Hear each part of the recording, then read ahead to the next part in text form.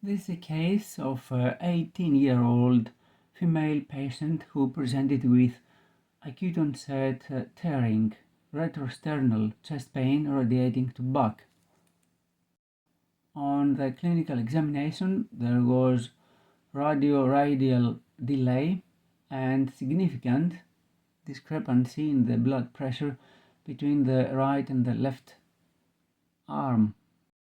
Left arm numbness, and there was widened mediastinum on the chest X-ray. There was no previous medical history or previous family history.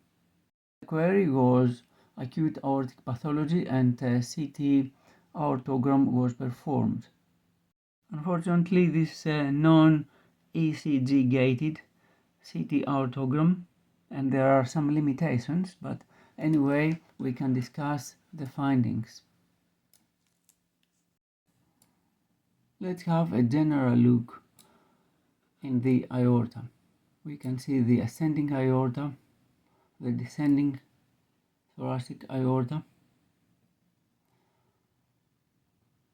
and the first finding is that there is an impression of fluid in the upper pericardial recess and around the aortic arch. Another interesting finding is that we can see the right vertebral artery, but we cannot see the left vertebral artery. We can see the opacification of the right subclavian artery here, but we cannot see the opacification of the left subclavian artery. It is expected in this region. I will scroll the images up and down. So there is some pathology in this region. Here is the anatomical side of the left subclavian artery, and there is no opacification. So the question here is, what pathology could cause this occlusion of the left vertebral artery and the left subclavian artery? Probably a dissection, but however, we cannot see it. We cannot see any intimal flap.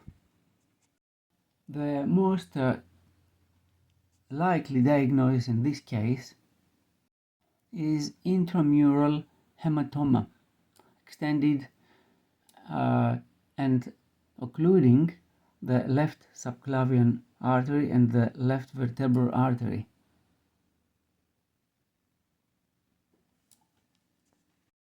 If we go a little further down, we can see that there is stenosis, luminal stenosis of the descending thoracic aorta, surrounded by an abnormal density.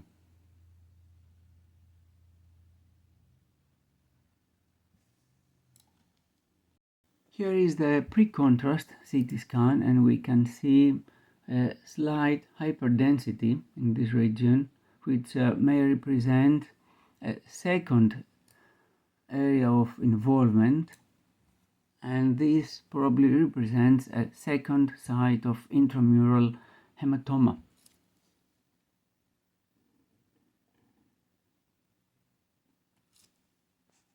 Explaining the narrowing of the lumen.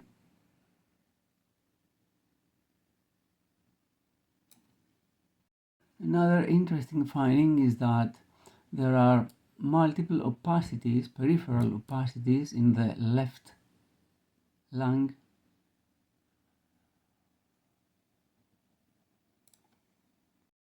and there is narrowing of the left main pulmonary artery, and particularly the lobar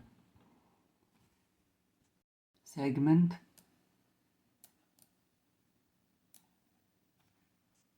and this appears to be either pulmonary embolism or more likely is secondary to extension of the intramural hematoma of the aorta into the common adventitial layer, because the aorta and the pulmonary arteries share a common layer. The shared adventitial layer of the aorta and pulmonary artery.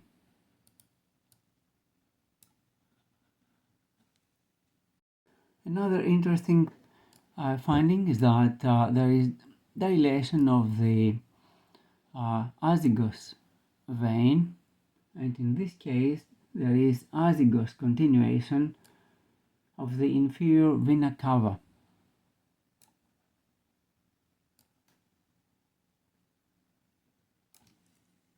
We can see the azygos vein which is dilated at this level as well. We can say that this is a non-A, non-B aortic dissection, given the intramural hematoma at this point. And another interesting point is that we can see well opacified the common carotid arteries and the right vertebral artery, but the left vertebral artery is missing. So in this case, further evaluation of the posterior circulation should be done in this patient.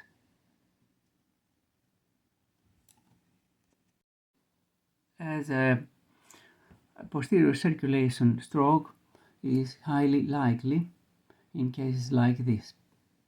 Dear friends, this is a very interesting, very rare case, very complex, one in a lifetime to see something like this. Please leave your comments and see you the next time. Please subscribe to my channel so you will notified the next time I post a new video to my channel. Thank you again.